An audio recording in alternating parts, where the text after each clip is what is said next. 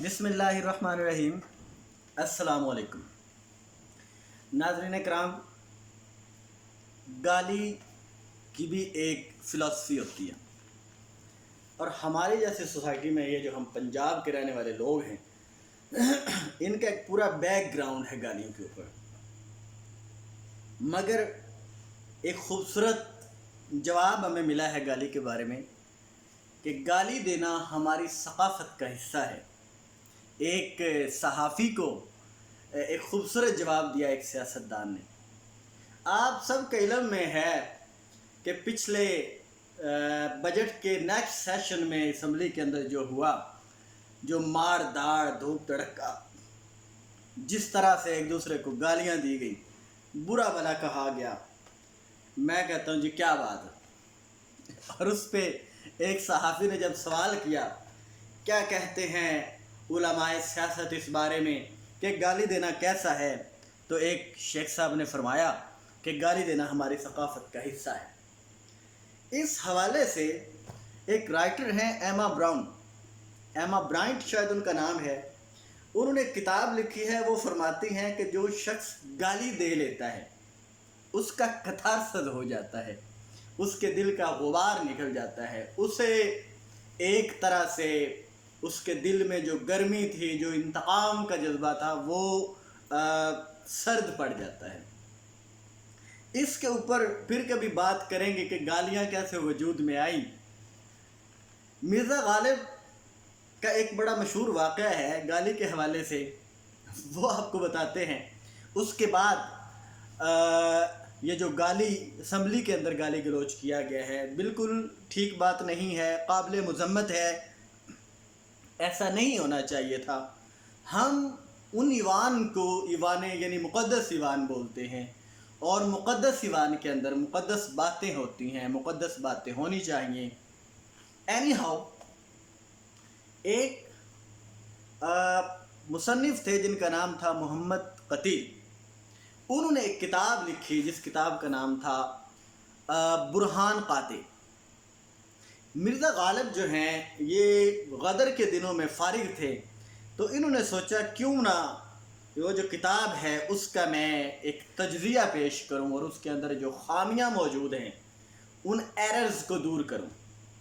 اپنے شاگردان سے جو نسخے اس وقت موجود تھے وہ منگوائے۔ مرزا غالب نے کام شروع کر دیا۔ اس میں سے اتنی غلطیاں نکلیں کہ ایک طرح سے جو اصل کتاب کا چہرہ ہے وہ چھپ کے رہ گیا۔ مرزا غالب نے لینگویج کی، لغت کی، الفاظ و معانی کی اتنی غلطیاں اس میں سے نکالی۔ ایسا ہوا کہ کچھ شاگرد ایسے تھے جو غالب کو سپورٹ کر رہے تھے کہ غالب ٹھیک فرماتے ہیں، جبکہ حسن جو قتیل ہیں جو ان کی کتاب ہے اس میں جھول موجود ہے، اس میں غلطیاں موجود ہیں۔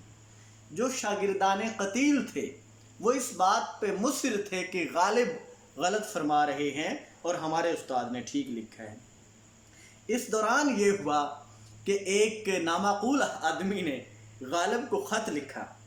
اب ظاہری بات ہے 1857 میں 1857 میں غالب عمر کے آخری حصے کو پہنچ رہے تھے۔ اس نے غالب کو خط کے اندر ماں کی گالی دی۔ غالب کیا کرتے تھے کہ جو اپنے خطوط تھے، مکاتیب تھے، وہ اپنے شاگردان سے پڑھوایا کرتے تھے۔ خط آیا، غالب نے وہ جو خط ہے وہ اپنے شاگرد کو دیا، غالباً مولانا الطاف سنہالی یا پھر میر مہدی حسن خان مجروح، ان میں سے ایک شاگرد ان کے پاس تھے۔ انہوں نے خط پڑھا۔ خط پڑھنے کے بعد لا حول ولا قوہ کرتے ہوئے غصے میں بولے کہ وہ اپنے استاد مرزا اسداللہ خان غالب سے کہا ہمیں اس کا جواب دینا چاہیے۔ غالب نے پوچھا بھائی اس میں لکھا کیا ہے؟ کہا استاد محترم یہ جو کوئی نامعقول آدمی ہے آپ کے کام کے اوپر، اس نے آپ کو ماں کی گالی دی۔ غالب نے مسکرانا شروع کر دیا۔ انہوں نے کہا کہ بڑی حیرت کی بات ہے، تعجب کی بات ہے کہ بجائے غصہ کرنے کے آپ ہنسنا شروع ہو گئے۔ وہاں غالب نے گالی دینے کا اصول بتایا۔ ناظرین کرام، یہ آپ کے لیے بھی ایک انفارمیٹیو بات ہے کہ غالب نے کہا جی گالی دینے کے بھی کچھ اصول ہوتے ہیں۔ غالب نے کہا کہ اب 1857 میں میں بڑھاپے کی طرف گامزن ہوں، میں بوڑھا ہو چکا ہوں، اس شخص کو میں گالی کا کیا جواب دوں جسے اتنی سمجھ نہیں ہے کہ اس نے ایک بوڑھے کو ماں کی گالی دی؟ اچھا جی، انہوں نے کہا پھر کیا ہونا چاہیے؟ غالب نے کہا جی گالی کا اصول یہ ہے کہ اگر بچہ ہو تو اس کو ماں کی گالی دی جائے، اگر جوان ہو تو اس کو بہن کی گالی دی جائے، اگر بوڑھا ہو تو اس کو بیٹی کی گالی دی جائے۔ اس طرح سے گالی میں موجود جو وزن ہے، جو اس کا اثر ہے، وہ بڑھ جاتا ہے۔ تو جس شخص نے بوڑھے ہوتے ہوئے غالب کو ماں کی گالی دی ہے، اسے اتنی تمیز ہی نہیں ہے کہ گالی کیسے دیتے ہیں، میں اسے کیا جواب دوں؟ بہرحال یہ جو ہوا یہ قابل مذمت ہے، ایسا نہیں ہونا چاہیے۔ یہ جو گالی گلوچ کا کلچر ہے، یہ جو طعن و تشنیع کا کلچر ہے، یہ جو دشنام ترادی کا کلچر ہے، یہ ہمارے معاشرے میں بڑھتا جا رہا ہے، اور یہ ایک ٹرکل ڈاؤن ایفیکٹ ہے جو اوپر سے نیچے کی طرف آتا ہے۔ بہرحال ہمیں اچھے کی امید کرنی چاہیے۔ امید ہے ہمارے جو ایوان یعنی مقدس ایوان کے جو عمائدین ہیں وہ اس بات کا خیال رکھیں گے۔ بہت شکریہ۔